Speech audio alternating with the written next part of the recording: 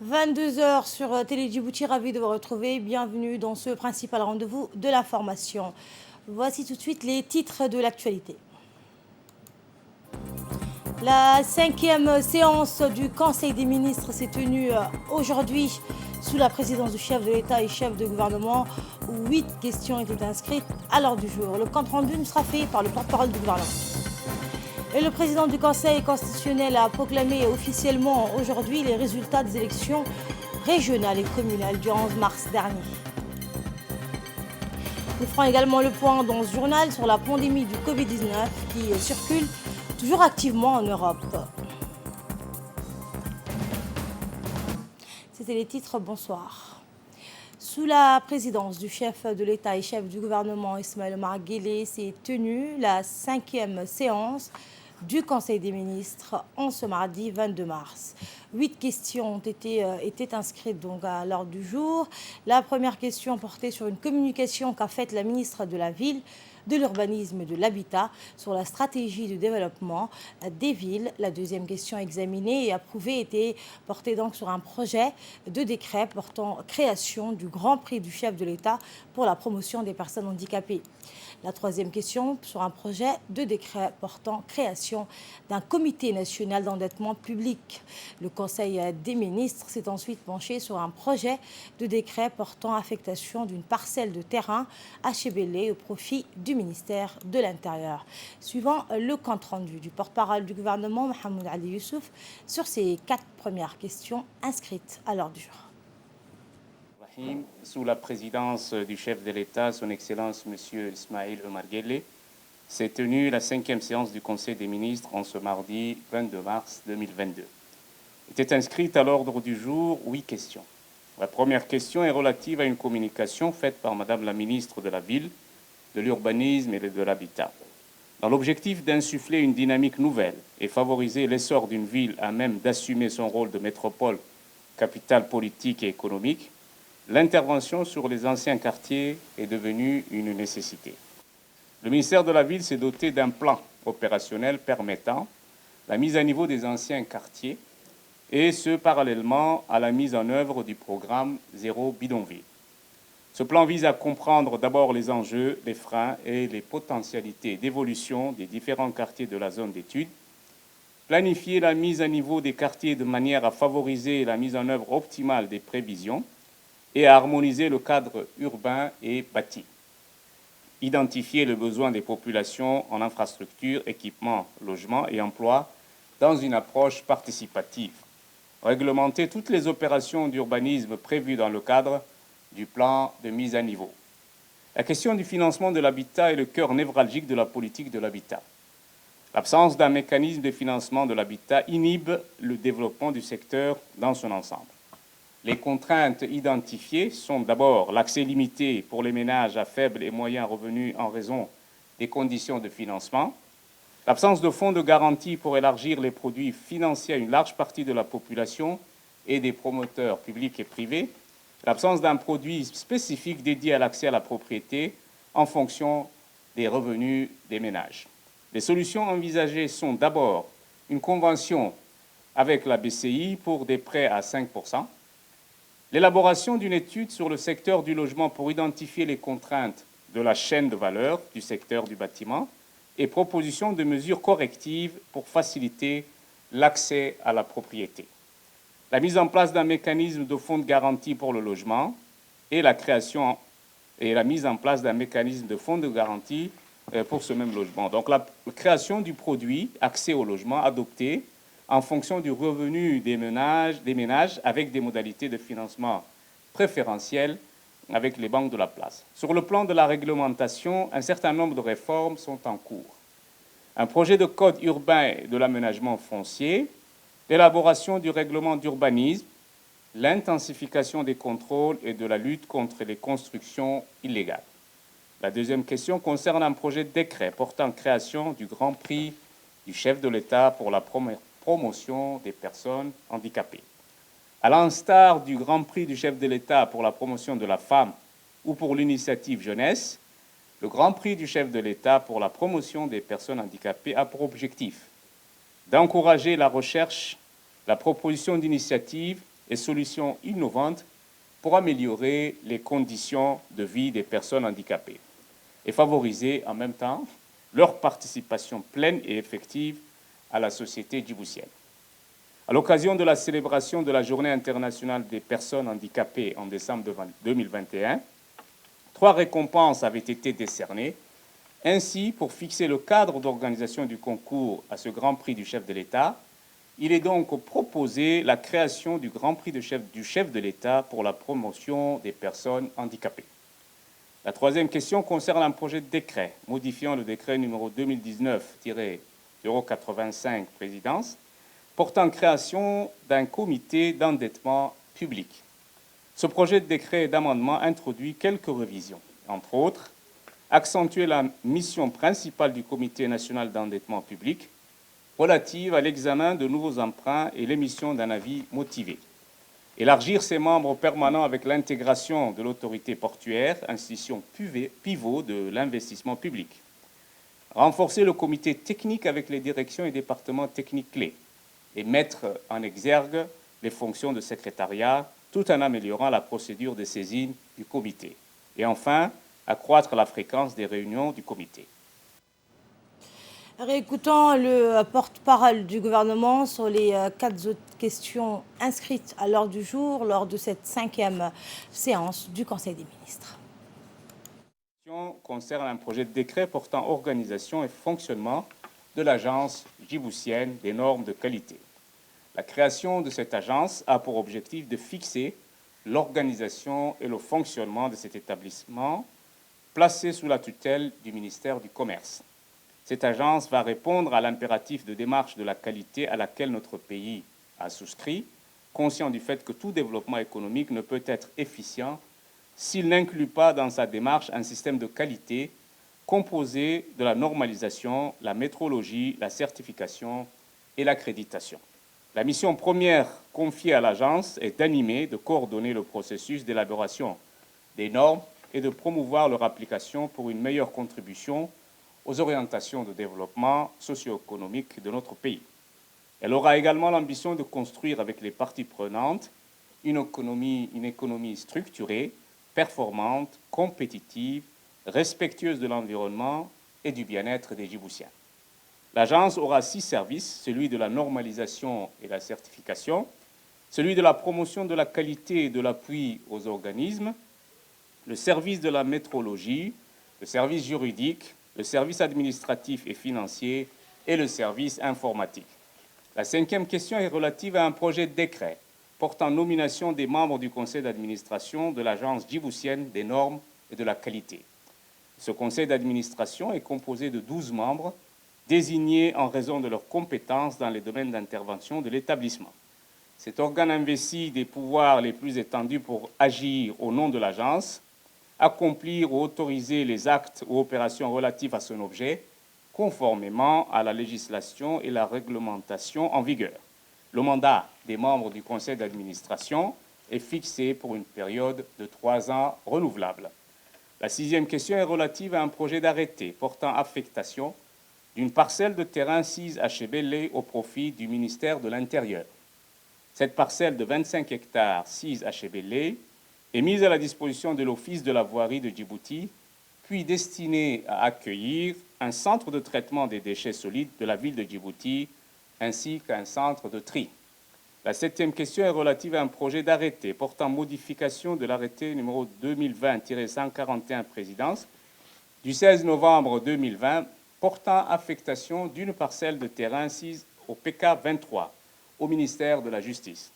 Cette parcelle de terrain sise au PK 23 au ministère, donc attribuée au ministère de la Justice et des Affaires pénitentiaires chargé des droits de l'homme, servira et est destinée à l'implantation de la future maison d'arrêt, résidence du personnel ferme et parking des visiteurs. La 8e question est relative à un projet d'arrêté portant distraction d'une parcelle de terrain sise au PK 12, voie 19, et attribution de cette parcelle à la société Golden Africa Djibouti SARL. Cette parcelle de terrain donc, est distraite du titre foncier numéro 12 283. Elle a une superficie de 38 000 m². Elle est attribuée à titre onéreux à raison de 1 000 francs le mètre carré. Elle est destinée à l'extension des activités d'investissement de la dite société, Golden Africa SARL. Cette parcelle de terrain, donc appartenant à la Chambre de commerce de Djibouti, sera compensée dans les lotissements de la ville de Djibouti. Voilà donc pour ce compte-rendu de cette 5e séance du Conseil des ministres qui nous a été fait par le porte-parole du gouvernement. Et cette déclaration du président du Conseil constitutionnel, M. Abdi Ibrahim Absiye, qui a proclamé officiellement aujourd'hui les résultats des élections régionales et communales du 11 mars dernier. La voici. Citoyennes et citoyens, le Conseil constitutionnel se réunit ce matin, le 22 mars 2022, pour vous annoncer la proclamation des résultats définitifs des élections régionales et communales du 11 mars 2022. Grâce à la sagesse du peuple djiboutien, les élections se sont déroulées dans le calme et la sérénité. Aussi, le Conseil constitutionnel, chargé de veiller à la régularité de ces élections, en vertu de la Constitution, pour garantir l'authenticité de l'expression de la volonté du peuple, se réjouit du bon déroulement général des scrutins et tient à remercier tous les candidats ainsi que les électeurs dans leur ensemble. Afin de s'acquitter au milieu de sa mission de contrôle et de proclamation des résultats, l'organe constitutionnel s'est attelé à effectuer des vérifications sur pièces avant de procéder à des annulations de certains bureaux de vote. Les résultats définitifs ont été arrêtés par décision numéro 2, CC 2022, du Conseil constitutionnel siégeant à sa séance solennelle le 22 mars 2022, ainsi qu'il suit. Pour la commune de Rasdika, total des inscrits, 3 632. Total de votants, 2092. Taux de participation, 57,6%. Suffrage exprimé, 2058. Pour la liste de l'UMP, voix obtenues, 2058. Sièges attribués, 9. Pour la commune de Bouaous, total inscrit, 69 371. Total votant, 49 820. Taux de participation, 71,82%. Suffrage exprimé, 48 419. Pour la liste UMP, 48 419. Sièges attribués, 69. Pour la commune de Belbala, total inscrit, 61 893. Total de votants, 39 493. Taux de participation, 63,81%. Suffrage exprimé, 38 565.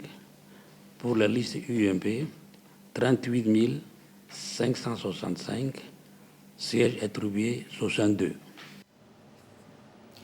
Et le président du Conseil constitutionnel a poursuivi sa déclaration sur l'ensemble des résultats du scrutin dans les régions de l'intérieur cette fois. Pour la région d'Arta, total inscrit 10 861. Total votant, 8 314. Taux de participation, 74,55%. Suffrage exprimé, 8 053. Pour la liste UMP, vote obtenu, 8 053. Sièges attribués, 11. Pour la région de Dikil, total inscrit, 22 823. Total de votants, 21 204. Taux de participation, 92,91%. Suffrage exprimé 20 870. Pour la liste de l'UMP, 20 870. Sièges attribués 23. Pour la région de Tejora, total inscrit 18 453. Total votant 16 030. Taux de participation 84,87. Suffrage exprimé 15 822. Pour la liste de l'UMP, 15 822. Sièges attribués 18. Pour la région d'Obok, total d'inscrits 11 462. Total votant 10 277. Taux de participation 89,66%. Suffrage exprimé 10 134. Pour la liste de l'UMP, 10 134. Sièges attribués 11. Pour la région d'Ali Sébié, total inscrit 17 184. Total de votants 9 022. Taux de participation 52,50%. Suffrage exprimé 8 854. Pour l'UMP 7 502. Sièges attribués 16. Pour la liste MDJ, 700. Voix obtenues 706. Sièges attribués 1. Pour la liste de Wadani, voix obtenues 446. Sièges attribués 0. Je vous remercie. Dans le reste de l'actualité, le Premier ministre Abdelkader Kamel Mohamed a reçu hier à la primature le Dr Ahmed Awad Ben Moubarek, ministre des Affaires étrangères et des expatriés yéménites. Après avoir accueilli chaleureusement le ministre yéménite, les deux hommes ont évoqué les voies et moyens d'approfondir davantage les relations bilatérales des deux pays. Les discussions ont également porté sur la situation du Yémen en général, rappelant que le ministre des Affaires étrangères yéménite a participé à la 6e session de la commission mixte ministérielle Djibouti-Yémen en présence de son homologue djiboutien Mohamed Ali Youssouf.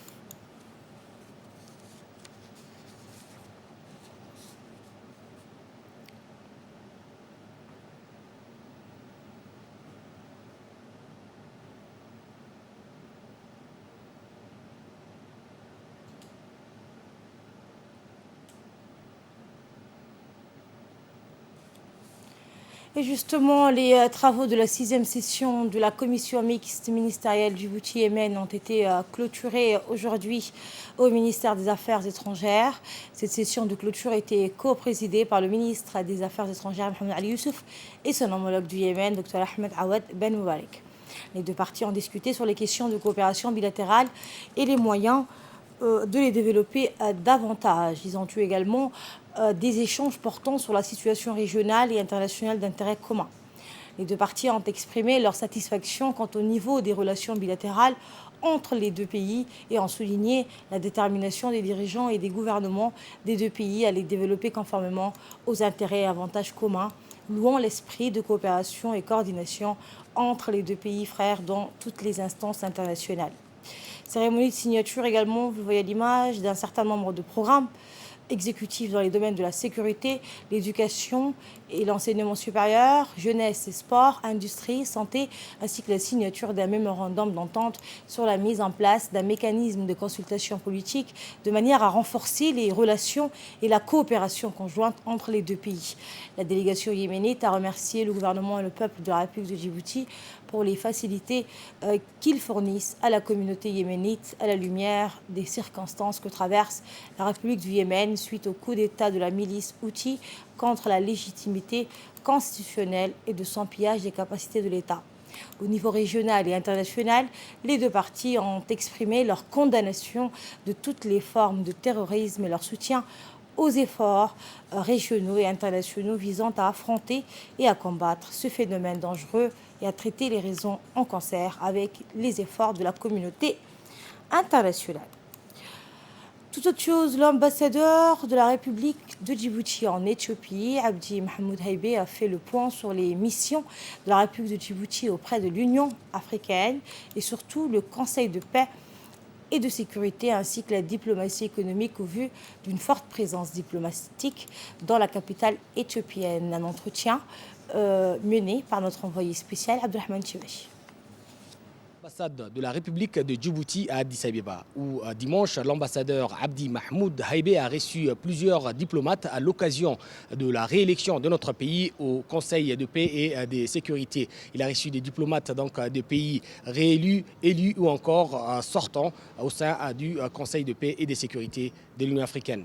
L'ambassadeur nous a également reçus pour un entretien sur les missions que mène notre pays au sein du Conseil de paix et de sécurité, un organe décisionnel et décisif dans la préservation de la paix et de la sécurité en Afrique. Je vous propose de l'écouter. Cette réception est en guise de remerciement et fait suite à la brillante réélection de notre pays lors du dernier sommet de l'Union africaine de février 2022 pour la troisième fois consécutive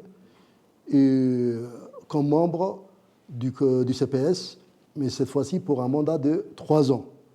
Donc je peux dire que c'est une fierté pour nous à l'ambassade, mais je peux dire aussi que cette confiance renouvelée à notre pays de la part des pays africains démontre où c'est une reconnaissance et un fort témoignage, d'abord pour notre diplomatie, mais aussi à la politique de sagesse du président de la République, son Excellence M. Ismaïl Omar Guelleh, avec son engagement sans faille pour l'idéal panafricaniste, les aspirations de notre continent, comme par exemple le programme Faire taire les armes, mais également la résolution des conflits au niveau régional, continental et au-delà. Au niveau du Conseil de paix et de sécurité de l'Union africaine, je peux citer la précieuse contribution de notre pays à la mission de l'Union africaine en Somalie, la MISOM, qui bientôt se transformera en ATMIS, la mission de transition de l'Union africaine en Somalie. Je peux citer également que notre pays est un acteur important dans les efforts de promotion de paix et de la stabilité au niveau de la région et au-delà. L'ambassadeur a également mis l'accent sur les ambitions de notre pays qui cherche à se positionner comme la porte de l'Afrique et en particulier la partie Est. La diplomatie a un grand rôle à jouer sur ce plan, a précisé l'ambassadeur. Lorsque le président de la République, son Excellence M. Ismaïl Omar Guelleh, nous a reçus au mois d'août dernier en tant que nouveaux ambassadeurs, il nous a instruit ou demandé de mettre l'accent sur la diplomatie économique. Il s'agit ici de prendre les dimensions économique et commerciale de la diplomatie traditionnelle, en exploitant les réseaux de relations, de communication et les cadres de coopération déjà établis avec les États et les organisations ou institutions au service de l'économie du pays. En d'autres termes, il s'agit de drainer ou d'attirer de nouveaux investissements vers le pays. Si je parle d'Addis Abeba, nous avons ici une 60aine d'ambassades qui couvrent ou qui sont accrédités auprès de notre pays à partir de la capitale éthiopienne. Donc nous travaillons de concert avec ces ambassades-là pour explorer de nouveaux champs ou de nouveaux domaines de coopération comme l'énergie, la santé, le transport, le tourisme. Mais malheureusement, comme vous le savez, depuis plus de 2 ans, la pandémie de la Covid-19, à travers les mesures de confinement, a eu des conséquences néfastes, pour ne pas dire catastrophiques, d'abord en termes de santé des populations du monde, mais aussi en termes économiques, et surtout en Afrique, en mettant en péril les progrès déjà réalisés dans l'amélioration du capital humain, avec la fermeture des entreprises, la perturbation des marchés et les suppressions d'emplois. De retour à Djibouti, où le ministère du Travail poursuit son initiative dans le cadre de la gouvernance de la migration de main-d'œuvre. Hier, l'Institut diplomatique a abrité un atelier sur le renforcement des capacités sur la gouvernance de la migration de la main-d'œuvre. Placé sous l'égide du ministre du Travail, Omar Abdi Saïd, cet atelier a été rehaussé par la participation du ministre de l'Intérieur, des représentants de l'OIM, l'ambassadeur de l'Union européenne, le directeur du bureau pays de l'OIT, l'Organisation internationale du travail, à Addis Abeba, et parler au cadre de l'administration.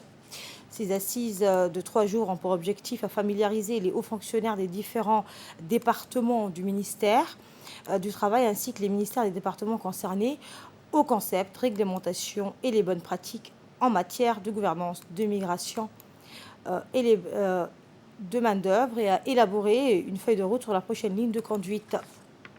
L'atelier vise également à contribuer au processus de mise en place d'une unité chargée de la migration du travail au sein du ministère du Travail et au processus d'élaboration et de mise en œuvre d'une stratégie de communication et de plaidoyer. Écoutez la représentante de l'OIM à Djibouti. C'est une des priorités que l'OIM a établies dans la stratégie nationale pour les migrations qui a été lancée officiellement en 2021 sous la houlette du Premier ministre. Cette stratégie contient de nombreux axes, de nombreuses pistes de réflexion sur la façon dont nous pouvons améliorer la gouvernance des migrations de main-d'œuvre dans le pays. Nous sommes tous conscients des défis qui posent les migrations ici dans la Corne de l'Afrique, mais la migration représente également une opportunité pour les pays d'origine, de transit et de destination. Il est donc fondamental de soutenir et de renforcer les politiques et les pratiques de bonne gestion des migrations, y compris les migrations de main-d'œuvre. Le ministre de l'Intérieur, Saïd Nouh, a indiqué que le renforcement des capacités est essentiel pour la mise en œuvre des politiques migratoires qui répondent aux besoins de notre pays. Nous l'écoutons. Un honneur et un plaisir encore de se retrouver une fois de plus autour de cette table sur la thématique migratoire en République de Djibouti, dont celui qui nous réunit aujourd'hui concernant le renforcement des capacités afin d'améliorer la gouvernance de la migration de la main-d'œuvre. Face aux défis multiples que notre région et la Corne de l'Afrique sont confrontés, tels que le changement climatique, les conflits à répétition, les mouvements migratoires élevés, etc., je ne saurais énumérer les efforts inlassables de la République de Djibouti dans le maintien et la sauvegarde de la paix, ainsi que la stabilité dans la région. En matière de migration, le gouvernement djiboutien a fait récemment des pas décisifs afin de gérer de façon sûre et ordonnée les flux migratoires. Parmi ces avancées, il y en a qui sont palpables et on peut en citer la mise en œuvre récemment d'une stratégie nationale de la migration pour les 4 prochaines années, 2021-2024. Cette stratégie est la feuille de route de notre pays concernant les questions migratoires et son plan d'action a été finalisé il y a à peine une semaine. Cette stratégie qui traite des thématiques transversales en matière de gestion de la migration, à savoir la gouvernance, le contrôle, la surveillance, la réglementation des frontières, la protection des droits des migrants, le sauvetage des vies humaines, la résilience face aux situations de vulnérabilité et bien sûr, elle concerne également, comme le sujet dont on avait discuté hier, la diaspora. Et prenons la parole à son tour. Le ministre du Travail, Omar Abdi Saïd, a indiqué que ces mêmes phénomènes jouent un rôle important dans la détermination de la dynamique des migrations. Nous l'écoutons. Décennie écoulée, force a été de constater que les mouvements de personnes provoqués par des causes diverses, telles que les effets du dérèglement climatique, les conflits armés ou tout simplement la quête de meilleures conditions de vie ont considérablement augmenté d'intensité. Comme vous le savez, la gestion de ces flux migratoires va se poser de plus en plus avec acuité aux pays d'accueil. Il est donc essentiel de privilégier une approche globale, c'est-à-dire à la fois interétatique, multilatérale et institutionnelle, qui incite les États à collaborer pour mettre en place un cadre idoine pour promouvoir une migration de la main-d'œuvre plus sûre et mieux suivie. Dans ce domaine, la République de Djibouti peut s'enorgueillir d'avoir joué un rôle précurseur en menant une politique progressiste et généreuse dans l'accueil des travailleurs migrants. Fidèle à sa tradition de havre de paix, d'échange et d'hospitalité, notre pays s'est doté de législations garantissant les droits des migrants tout en ratifiant sur le plan régional et continental, aussi bien international, de nombreux instruments juridiques dans la protection des droits humains et la lutte contre la traite humaine. Une gouvernance efficace et efficiente de la migration du travail nécessite des outils de gestion adaptés, le renforcement des capacités nationales par la formation et l'appui institutionnel vers une meilleure convergence en vue de la réalisation d'une migration des main-d'œuvre sûre, ordonnée et régulière. Et le ministre du Travail a reçu aujourd'hui le directeur du Bureau de l'Organisation internationale du travail d'Addis Abeba, Alexio Mucidos. Lors de cette rencontre, le ministre a évoqué avec le directeur du Bureau de l'OIT les axes sur lesquels portera la coopération avec cette institution. À cette occasion, plusieurs points ont été soulevés qui constituent la priorité du département ministériel, notamment la protection sociale, la formalisation, l'adaptation de la législation du travail et l'élaboration d'un code de sécurité sociale intégrant la santé et la sécurité au travail. De son côté, le directeur a promis de faire tout le nécessaire pour soutenir les projets dans lesquels le ministère du Travail est engagé par ses missions. Enfin, il a été convenu de renforcer la collaboration entre le ministère du Travail et l'OIT.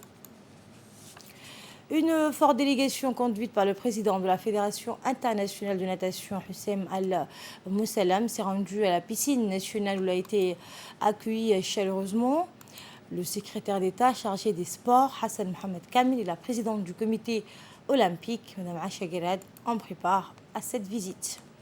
Après avoir loué le travail fait par la Fédération et le ministère, apprécier le joyau, la première piscine du pays aux normes internationales, le président de la Fédération internationale de natation a indiqué que les jeunes athlètes djiboutiens devront bientôt bénéficier des formations dans des grands centres de natation. La triple championne olympique Ranomi Akromowi Jojo et le champion olympique Ferry Werkman ont répondu aux questions des athlètes et ont par la suite procédé à la remise des accessoires de natation aux jeunes nageurs djiboutiens.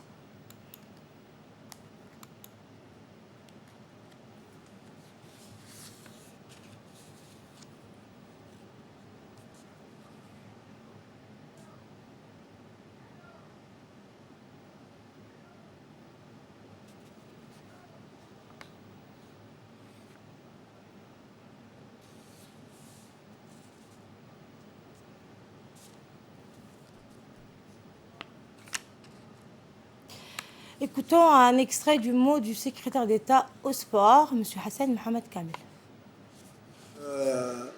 Pour la République de Djibouti et pour le département ministériel et pour la Fédération djiboutienne de natation et le comité olympique est un gros jour aujourd'hui. Un grand jour, pourquoi?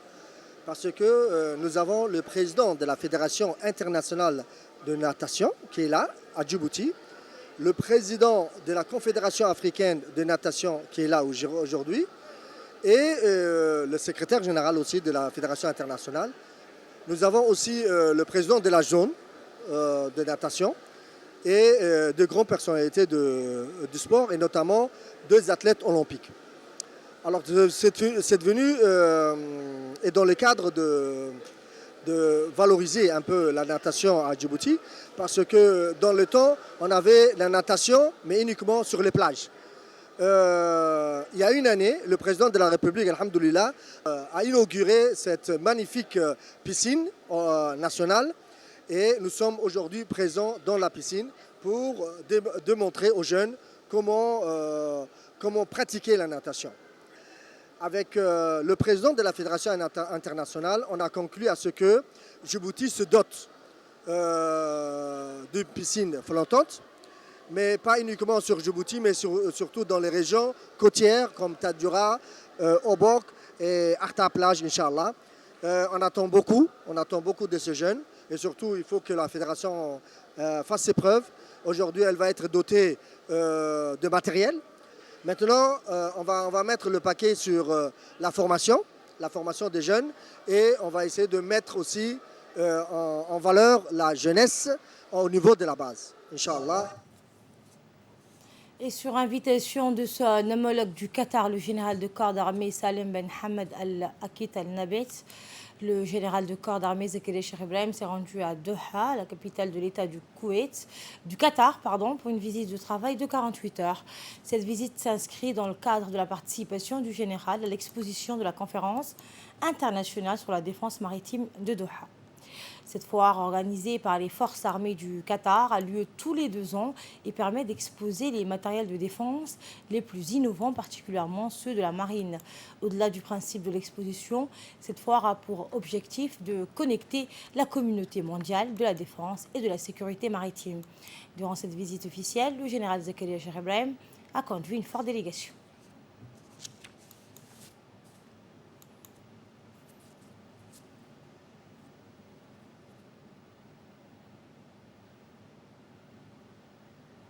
Également dans l'actualité, le ministère du Commerce et du Tourisme continue ses opérations de contrôle de prix des prix sur toute l'étendue du territoire pour faire respecter les prix fixés par le ministère. Les inspections se sont déroulées ce mardi au niveau du quartier 1 et 2. Les contrôleurs ont ainsi saisi les commerçants de la place pour rappeler l'obligation de délivrance de factures pour toute transaction commerciale. Les contrôleurs ont constaté des hausses de prix non justifiées au niveau de certains commerçants. À cet effet, tous les points de vente en infraction ont été fermés et les contrevenants se sont vus infliger des pénalités importantes. Le Covid-19 circule toujours activement en Europe. Le Royaume-Uni, la France, l'Allemagne et plusieurs pays font face à un regain épidémique.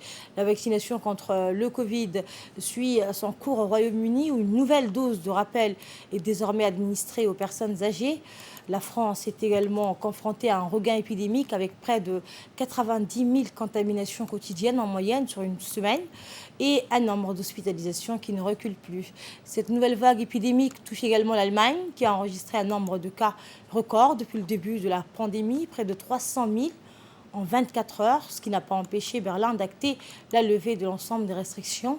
Et enfin, la Chine et Hong Kong font face à la plus forte poussée de contamination en 2 ans, malgré une politique anti-Covid parmi les plus strictes au monde. Et c'est tout pour cette édition de la rédaction. Merci à vous de l'avoir suivi. Le programme continue sur Télé Djibouti.